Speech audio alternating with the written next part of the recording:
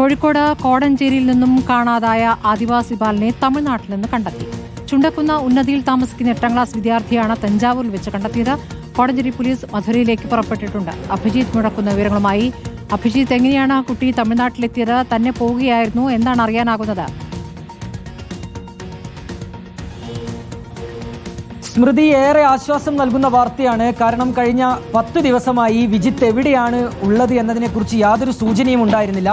ഇന്നലെ സന്ധ്യയോടെയാണ് വിജിത്ത് തൻ്റെ പിതാവിനെ വിളിച്ചു പറഞ്ഞത് താൻ മധുരയിലുണ്ട്. മധുരയിൽ തഞ്ചാവൂർ എന്ന് പറഞ്ഞൊരു സ്ഥലത്ത് ഒരു സ്ഥാപനത്തിൽ ജോലി നോക്കുകയാണ്.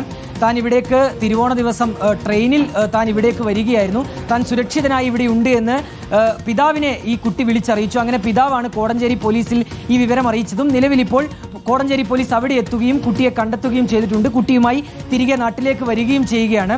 ഇതിൽ എന്തുകൊണ്ടാണ് കുട്ടി നാട്ടിൽ നിന്ന് തമിഴ്നാട്ടിലേക്ക് പോയത് എന്നതിനെക്കുറിച്ചൊരു വ്യക്തതയില്ല.